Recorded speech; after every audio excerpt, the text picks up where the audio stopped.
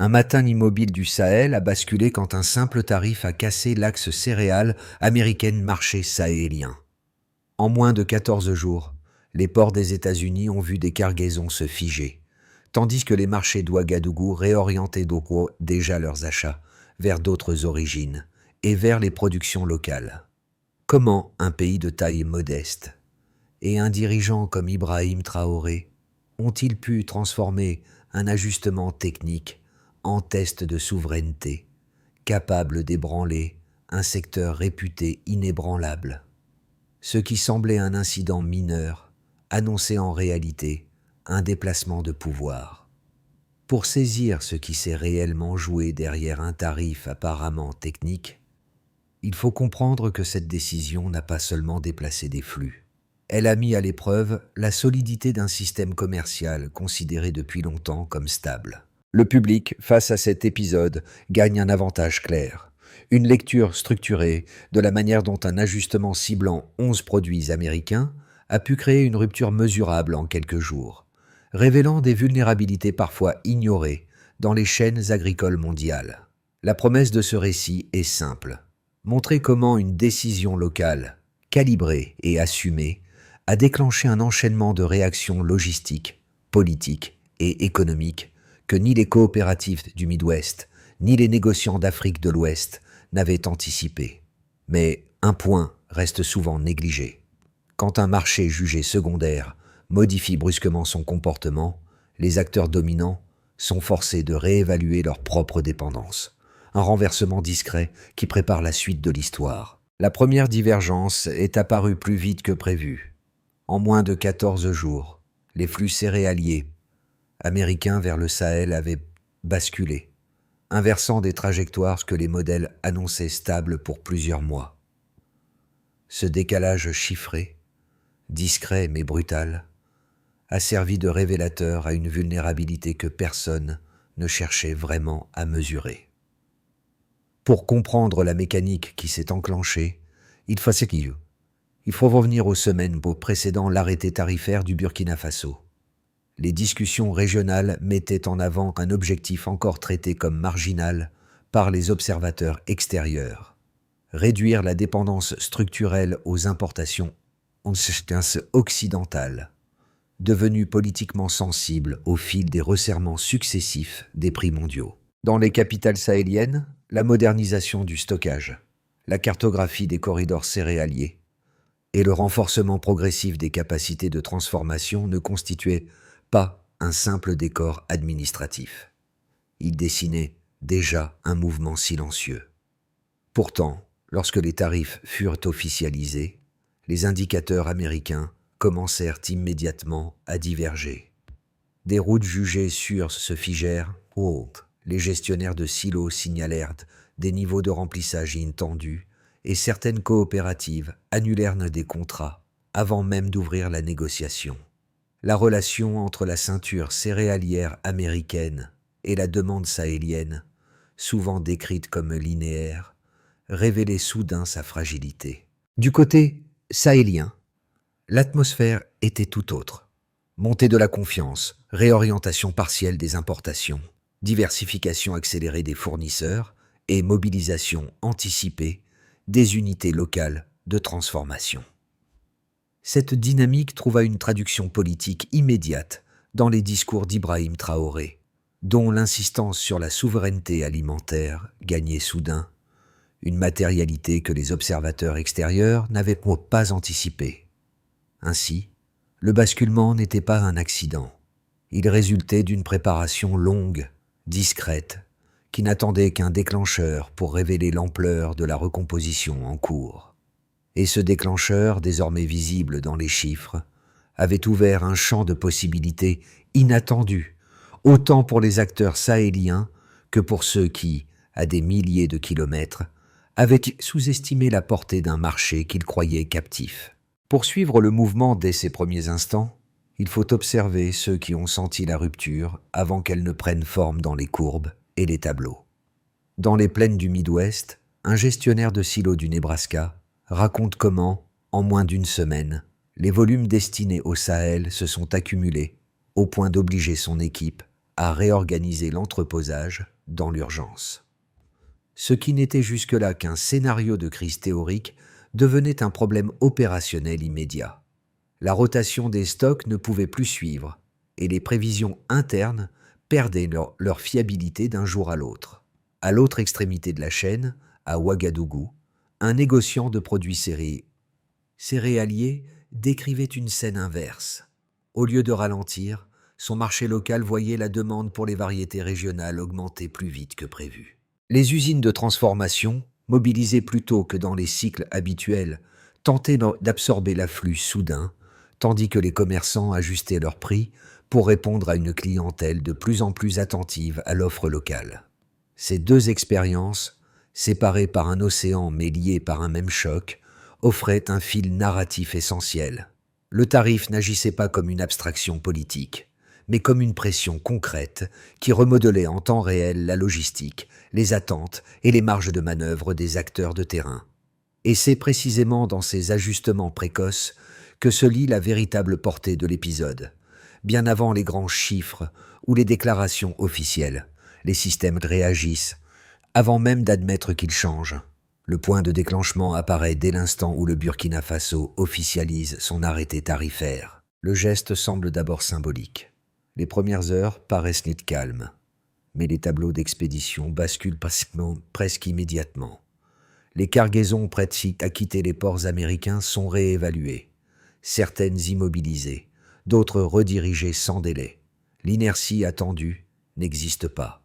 Le choc commence là, rapide, asymétrique, inattendu. Vient ensuite la propagation. Les routes d'exportation dites sûres ralentissent brusquement. Les coopératives du Midwest signalent des ruptures inhabituelles.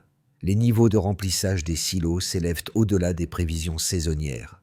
Les équipes improvisent des solutions de stockage. Les contrats suspendus se multiplient. Les producteurs interrogés expriment une inquiétude nouvelle. Un débouché considéré comme stable vacille, non pas sous l'effet d'un cycle mondial, mais d'une décision unilatérale venue d'un pays de taille modeste. Ce décalage nourrit un malaise. Le modèle américain découvre une vulnérabilité qu'il n'avait pas envisagée. Dans le même temps, la scène sahélienne s'active. Les tarifs agissent comme un catalyseur. Les gouvernements multiplient les ajustements. L'Algérie accélère ses accords bilatéraux pour fournir du blé à prix réduit. La Russie repositionne une partie de ses flux depuis la mer Noire. Le Brésil se glisse sur le segment de la volaille et de certains produits transformés. La vacance laissée par les États-Unis ne dure pas. Le Sahel prouve que les fournisseurs sont substituables lorsqu'un espace politique s'ouvre. Puis arrive le tournant interne. Les usines burkinabées intensifient leur cadence. Les réseaux de distribution se réorganisent. Les cultures locales gagnent en valeur. Les producteurs constatent une marge inconnue depuis des années. Le marché bascule vers des signaux identitaires. Confiance accrue, ancrage territorial renforcé, redécouverte d'une haute autonomie partielle. C'est dans cet environnement que la posture d'Ibrahim Traoré prend un relief particulier. Son discours sur la souveraineté alimentaire, déjà installé dans l'espace public, trouve enfin un terrain concret. La rupture volontaire avec un fournisseur dominant devient preuve, non pas discours. Le récit américain continue d'évoluer. Les prévisions agricoles sont révisées. Les négociants en soja modifient leur stratégie. Les analystes du Congrès s'inquiètent d'un possible effet domino en Afrique. Le mémo divulgué à Washington évoquant un durcissement financier révèle la nervosité institutionnelle. Le marché ne se contente plus d'observer. Il tente de se protéger, de prévenir une répétition du choc. La phase de Duchamp s'installe ensuite. Les marchés à terme corrigent, les prix s'ajustent. Les projections internationales reconsidèrent la place américaine dans le commerce céréalier. Au Sahel, le climat psychologique change. L'idée que les marchés internes puissent absorber une rupture assumée s'impose progressivement. Le mouvement n'est plus économique seulement, il devient géopolitique, identitaire, structurel. Ainsi se dessine la séquence complète. Un déclencheur local, une propagation transcontinentale, un rééquilibrage inattendu. Le système croyait à sa stabilité. Le tarif l'a forcé à admettre qu'elle n'était qu'une hypothèse fragile. Pour mesurer l'ampleur réelle de la rupture, il faut observer 3 indicateurs qui, ensemble, montrent comment un choc tarifaire, apparemment limité, a modifié une architecture commerciale que l'on croyait résistante. Le premier signal provient des exportations de blé américain vers l'Afrique de l'Ouest, une contraction supérieure à 40% en une dizaine de jours. Cette chute abrupte dépasse la variabilité habituelle des flux agricoles et expose une dépendance structurelle au marché sahélien. La rapidité du recul a surpris les opérateurs américains, révélant un écart entre les prévisions logistiques et la réalité des corridors commerciaux.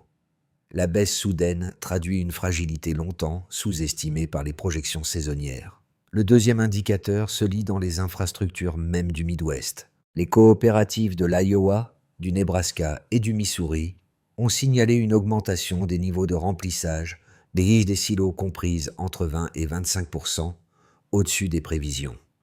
Une hausse de cette magnitude, sur un délai aussi court, perturbe l'ensemble du cycle de stockage.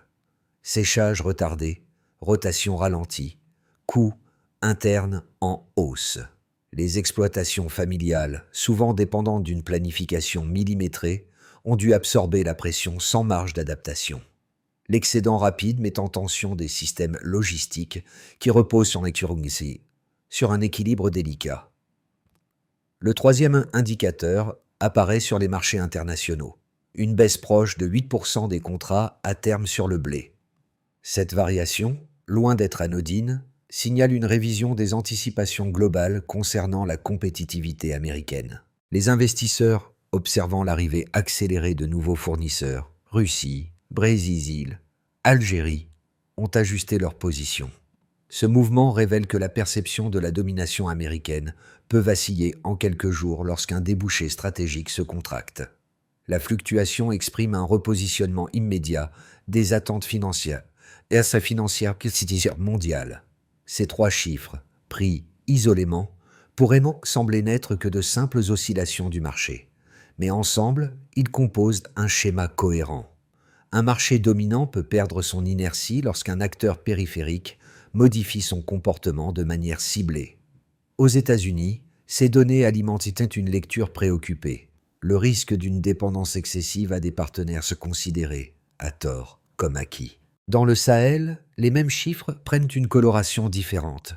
Ils confirment la faisabilité d'une réorientation accélérée, renforçant les stratégies de souveraineté alimentaire discutées depuis plusieurs années. Ce contraste dans l'interprétation donne à la rupture tarifaire une portée plus élevée que son apparence initiale.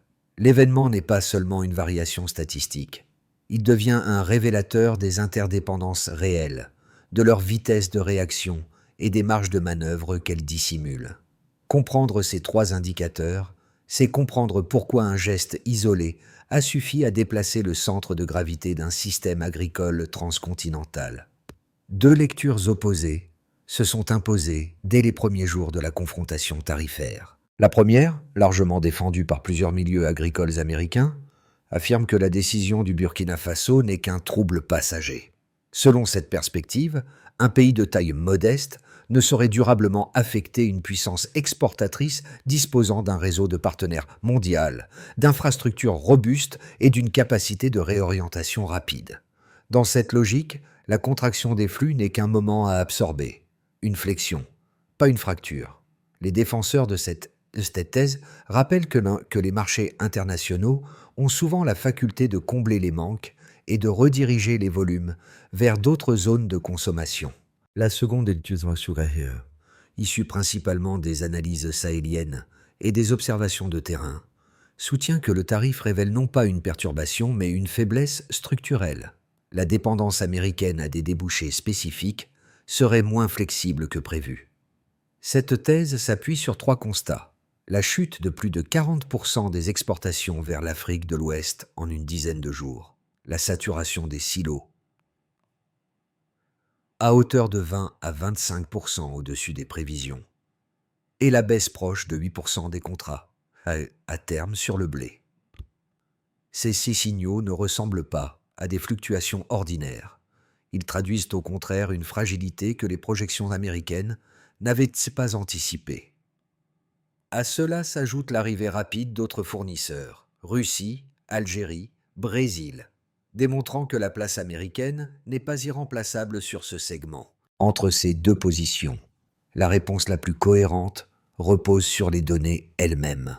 Rien ne prouve un effondrement du modèle américain. Rien ne prouve non plus que le choc soit éphémère. Ce que les chiffres montrent, en revanche, est plus nuancé. La stabilité supposée d'un marché peut vaciller lorsque l'un de ses maillons redéfinit sa position. La rupture tarifaire ne crée pas un nouvel ordre, mais révèle les tensions invisibles qui soutenaient l'ancien. Les premières semaines ont maintenant montré que la confrontation tarifaire n'avait pas seulement déplacé des cargaisons. Elle avait modifié la perception du pouvoir économique entre deux régions qui, jusque-là, ne se considéraient non pas comme mutuellement déterminantes. À Washington, la circulation d'un mémo évoquant un possible durcissement financier à l'égard du Sahel a révélé la nervosité institutionnelle. Ce document, bien que non officiel, a signalé un changement important. Le choc n'était plus géré comme une anomalie, mais comme un risque systémique. Dans le Sahel, la réponse politique a été immédiate. Les États concernés ont affirmé publiquement leur détermination à résister à toute pression. Le discours sur la souveraineté alimentaire, défendu de longue date par Ibrahim Traoré, a soudain gagné une portée nouvelle, renforcée par la conviction que la région pouvait absorber une rupture volontaire avec un fournisseur dominant. Dans les marchés, l'atmosphère a changé subtilement. L'expression « farine de souveraineté » s'est répandue, tandis que les consommateurs redécouvraient des variétés locales, longtemps marginalisées. Le débat n'était plus technique, il devenait identitaire. La confrontation commerciale ouvrait, de fait, un espace symbolique que nul n'avait anticipé. Les conséquences de la rupture tarifaire ne se sont pas manifestées de manière uniforme. Elles ont épousé les lignes de fracture économique et sociale de 4 groupes distincts, chacun exposé à une partie différente de la reconfiguration commerciale. Pour les producteurs américains, au cœur de l'agriculture des États-Unis, pour eux, l'impact a été immédiat. Accumulation accélérée des stocks, saturation des silos entre 20 et 25% au-dessus des prévisions, cycle de séchage perturbé et rotation ralentie. Les exploitations familiales, pivots du Midwest, ont ressenti la pression financière en quelques jours seulement. Leur prévisibilité habituelle s'est effondrée. Des débouchés considérés comme stables disparaissaient trop vite pour être compensés. Le risque n'était pas théorique, mais comptable, pesant sur les marges et la capacité d'investir dans la saison suivante. Pour les décideurs économiques et institutionnels américains, ici, la réaction fut plus stratégique. La contraction de plus de 40% des exportations vers l'Afrique de l'Ouest et la baisse proche de 8% des contrats. À terme sont déclenchées une réévaluation immédiate dans les cercles politiques. Des analyses internes évoquaient la possibilité d'un effet domino si d'autres États sahéliens adoptaient des politiques similaires. Le mémo divulgué à Washington, suggérant un durcissement financier, révélait une inquiétude plus profonde, la remise en cause d'un rôle structurel que les États-Unis considéraient comme acquis. Pour les ménages et les commerçants du Sahel, ici, les effets furent donc paradoxaux.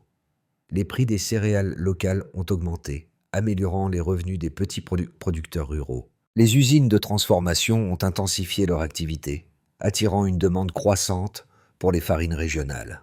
Dans certains marchés, l'expression « farine de souveraineté » s'est imposée comme symbole d'un renouveau identitaire. Mais tout n'était pas fluide.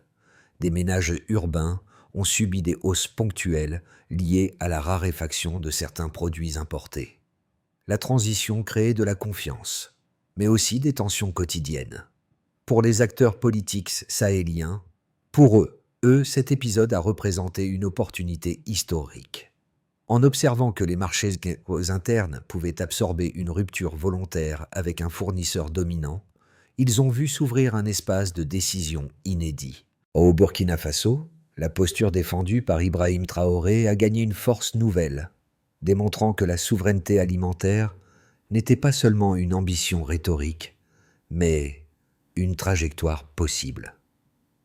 Le Mali, le Niger et même le Ghana ont commencé à débattre de mécanismes similaires, modifiant durablement la géographie des influences. Ainsi, les conséquences ne se limitent ni aux chiffres ni aux flux. Elles redéfinissent les comportements, les anticipations et les marges de choix des deux continents. Une décision ciblée a suffi à créer un mouvement capable de remodeler les équilibres locaux, nationaux et régionaux. Pour anticiper la trajectoire des prochains mois, il est nécessaire d'examiner 3 scénarios distincts qui s'appuient sur les tendances déjà visibles depuis l'introduction du tarif. Chacun dessine une dynamique plausible et éclaire les conditions dans lesquelles le système commercial pourrait se stabiliser, s'améliorer ou se fragmenter davantage. Dans un scénario de base, marqué par une stabilisation fragile, dans cette configuration, les tensions actuelles se modèrent sans disparaître. Les États-Unis parviennent à réorienter une partie de leur volume vers d'autres marchés, absorbant progressivement les surplus générés par la chute initiale des exportations. Le Sahel, de son côté, continue de renforcer ses capacités locales, mais sans adopter de nouvelles mesures tarifaires. Les flux alternatifs, Russie, Algérie, Brésil, s'installent durablement, exerçant une pression modérée sur les prix internationaux. Les gouvernements sahéliens poursuivent leurs investissements logistiques et les marchés retrouvent un rythme moins chaotique. Ce scénario suppose un choix stratégique à Washington. Éviter des sanctions lourdes pour empêcher un découplage trop abrupt. Dans un scénario optimiste, marqué par une désescalade concertée, ici, les tensions diminuent grâce à une série d'ajustements bilatéraux. Le Burkina Faso maintient son tarif, mais négocie des exemptions ciblées, tandis que les États-Unis diversifient efficacement leurs débouchés. Les coopératives américaines stabilisent leurs stocks. Les marchés à terme redeviennent moins volatiles et les producteurs sahéliens améliorent leurs infrastructures de transformation. Ce scénario ouvre la voie à une interdépendance moins asymétrique, où la souveraineté alimentaire du Sahel progresse sans provoquer de perturbations majeures sur les marchés mondiaux. La dynamique politique s'apaise, même si les ambitions régionales demeurent visibles. Dans un scénario plus pessimiste, où dominent l'escalade et la fragmentation, dans cette hypothèse, Washington met en œuvre une partie des mesures évoquées dans le mémo divulgué. Durcissement financier, inspection portuaire plus sévère, révision des avantages commerciaux. En retour, le Burkina Faso étend sa liste de produits ciblés et d'autres États sahéliens s'alignent sur cette logique de protection. Les marchés internationaux réagissent négativement. Chute prolongée des contrats à terme, augmentation des coûts logistiques et fragmentation des chaînes d'approvisionnement. Les ménages sahéliens subissent des tensions sur les produits non substituables, tandis que les exploitations américaines affrontent une incertitude durable. Dans ce scénario, si les acteurs institutionnels renforcent la pression, alors la région sahélienne intensifie sa quête d'autonomie, amplifiant les ruptures. Ainsi, les prochains mois ne dépendront pas d'un seul choix, mais d'un enchaînement de conditions où chaque geste, diplomatique, logistique ou tarifaire, peut infléchir la trajectoire commune. Derrière les chiffres, les projections et les scénarios stratégiques, la rupture tarifaire touche aussi des réalités beaucoup plus proches du quotidien. Pour les familles directement exposées aux marchés agricoles, qu'elles vivent dans les plaines du Midwest ou dans les campagnes sahéliennes, l'épisode agit comme un révélateur des vulnérabilités silencieuses qui conditionnent leur stabilité économique. Dans les États américains producteurs de blé et de maïs, l'incertitude liée aux débouchés oblige certaines exploitations à revoir leurs plans budgétaires. Achats reportés, investissements réduits, saison suivante moins prévisible. Ces décisions modestes, en apparence, redessinent pourtant l'équilibre d'une année entière. Au Sahel, l'effet se déploie de manière asymétrique. Les ménages ruraux bénéficient de la hausse des prix des cultures locales, profitant d'un revenu légèrement amélioré. Les ménages urbains, en revanche, doivent s'adapter à l'évolution des coûts de certains produits importés devenus moins accessibles.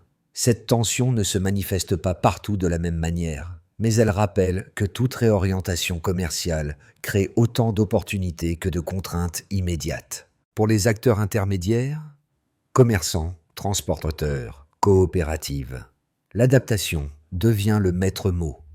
Les transporteurs sahéliens intensifient la rotation de leurs cargaisons, profitant d'une demande accrue pour les circuits régionaux. Les coopératives américaines, elles, doivent gérer des surplus inattendus, réajuster leurs flux internes et revoir des routines logistiques établies depuis des décennies. Ce niveau intermédiaire concentre une grande partie des ajustements réels, souvent invisibles pour le grand public. Pour le public élargi, moins directement exposé, l'enjeu devient symbolique. La confrontation tarifaire remet en question des récits anciens, celui de la dépendance inévitable du Sahel ou celui de l'infaillibilité des exportateurs américains. Comprendre ces nuances permet de replacer l'événement dans un cadre plus humain, où chaque dynamique commerciale finit par trouver un écho dans la vie quotidienne. Pour clarifier les trajectoires possibles après la rupture tarifaire, il est nécessaire d'identifier une série d'étapes concrètes permettant de stabiliser les flux, de réduire les vulnérabilités et d'ancrer les choix politiques dans des résultats observables.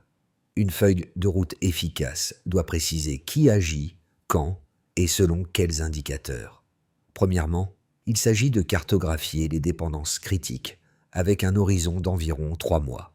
Les gouvernements, tout comme les coopératives américaines et sahéliennes, doivent établir une analyse détaillée des produits réellement substituables et de ceux nécessitant une continuité absolue. Cet inventaire, fondé sur des données de disponibilité, de coûts et de résilience logistique, empêcherait que des ruptures inattendues ne se propagent. Deuxièmement, il convient de renforcer les capacités locales de transformation sur une période de 6 à 9 mois. Au Sahel, les usines ayant augmenté leur production pourraient bénéficier d'un appui technique ciblé, maintenance, stockage, distribution régionale. Le succès se mesurerait par une hausse mesurable du volume transformé localement sur la période. Troisièmement, il est utile de créer des mécanismes bilatéraux de stabilisation, mis en place de manière progressive. Les États-Unis et leurs partenaires sahéliens pourraient instaurer des cadres souples permettant des ajustements tarifaires temporaires lorsque les marchés se contractent trop vite. Ces mécanismes joueraient le rôle d'amortisseur sans remettre en question les orientations structurelles. Quatrièmement, il est important de formaliser les engagements publics dans un calendrier immédiat. Une communication claire, incluant des objectifs transparents, faciliterait l'adhésion collective. Dans le contexte sahélien, les positions de figures politiques comme Ibrahim Traoré auraient intérêt à être accompagnées d'indicateurs mesurables afin d'éviter les malentendus géopolitiques. Cinquièmement, il faut suivre l'impact sur les ménages au moyen d'une évaluation trimestrielle. Les prix, les revenus agricoles et la disponibilité des produits essentiels doivent être surveillés en continu afin de corriger rapidement les déséquilibres émergents. En combinant ces étapes, la transition gagne en lisibilité et devient soutenable pour l'ensemble des acteurs concernés. Lorsque l'on revient aux premières scènes évoquées, le gestionnaire de silos du Nebraska, surpris par l'afflux soudain de stock, et le commerçant d'Ouagadougou constatant l'essor inattendu des farines locales, une évidence s'impose. La confrontation tarifaire a révélé davantage qu'un simple déséquilibre commercial. Elle a dévoilé la manière dont deux mondes, longtemps liés par une relation asymétrique, se redécouvrent à travers un choc qui semblait au départ insignifiant. Dans le Sahel, cette redécouverte a pris une dimension particulière grâce aux positions affirmées d'Ibrahim Traoré. Sa rhétorique sur la souveraineté alimentaire, autrefois perçue comme un horizon politique, a trouvé une incarnation dans le comportement même des marchés. Les producteurs ont vu leurs marges évoluer. Les familles ont redonné de la valeur aux productions locales. Les commerçants ont ajusté leurs attentes avec une confiance nouvelle. De l'autre côté de l'Atlantique, les agriculteurs du Midwest ont compris que leur stabilité dépendait plus que jamais de décisions prises loin de leurs terres. Leur quotidien, brusquement traversé par les conséquences d'un geste lointain, rappelle la fragilité d'un ordre commercial que l'on croyait immuable. Une fracture modeste peut tout déplacer. Si cet épisode a suscité autant d'attention, c'est parce qu'il dépasse largement le cadre d'un différend tarifaire.